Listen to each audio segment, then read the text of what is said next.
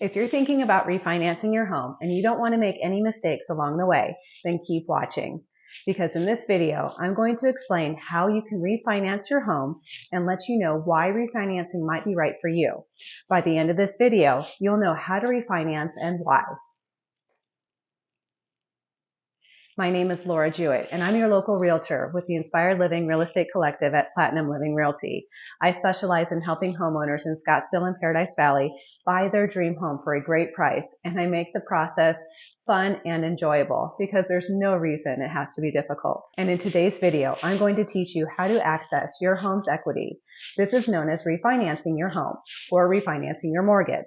And before I get into the content, I want to share a story about a client who recently bought their second piece of real estate. This client took part in a joint investment opportunity with her closest friends after accessing the equity of her first home. So essentially, she was able to use the equity or the value of her first home to help her refinance for her second home. This is the power of refinancing. The moral of this story is that my client knew her options at her disposal. Knowing her options allowed her to access her home's equity and make an investment without harming her overall financial health. Perhaps you're in a similar situation. You need access to money now, but all of it is tied up in your home. Refinancing is a way for you to access that money now. Let's define what refinancing your home actually means. When you refinance your home, you are breaking your current mortgage agreement and starting a new one. This can be through the same lender, or you can transfer to a new lender. There are several reasons for refinancing your home. You may be trying to get a lower interest rate, access equity in your home, or consolidate your debts.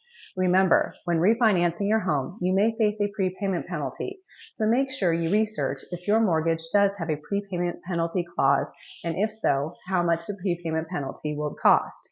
This information should be clearly outlined in your closing loan documents. If you are unable to find this information, you can also contact your lender directly to find out. Before I get into how to refinance your home, let's talk about why you would do so in the first place. The first reason homeowners decide to refinance is to negotiate a better interest rate on their loan.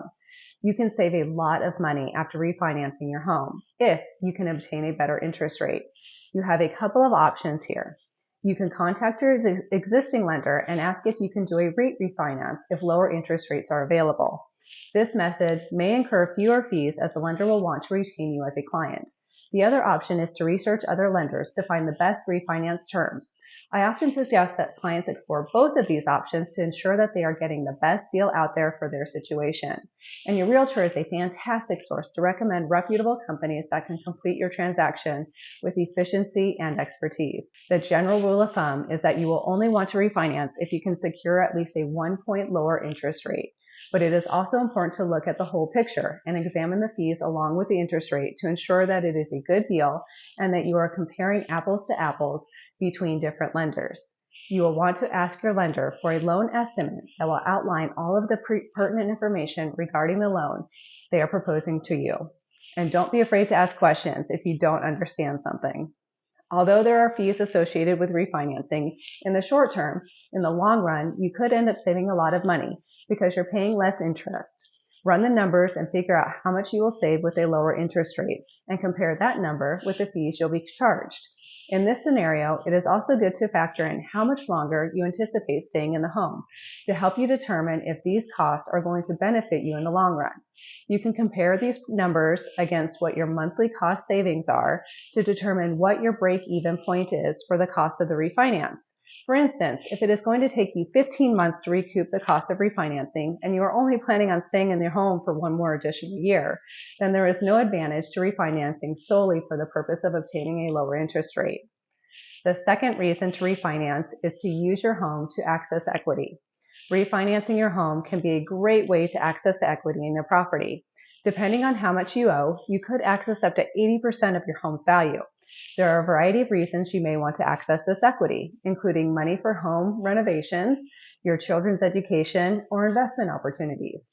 Another method for gaining access to your home's equity is taking on a line of credit attached to your home's equity. And the third most common reason for refinancing is to consolidate debt. If you have a mortgage, car repayments, or credit card debt, it can make sense to refinance your mortgage in order to consolidate your debts. This is essentially a way for you to get better interest rates on the debts you have. For example, Personal loans and credit cards tend to have much higher interest rates than home loans. So after consolidating your debt, you are able to pay less interest on that money owed. Essentially, you are refinancing your home to pay off all of your existing debts. Then all you have to do is worry about paying off your mortgage, which will likely be at a lower interest rate than your other debts. No matter what your reason for refinancing, there will always be fees involved. Be certain you understand the costs associated with refinancing before you go through with it.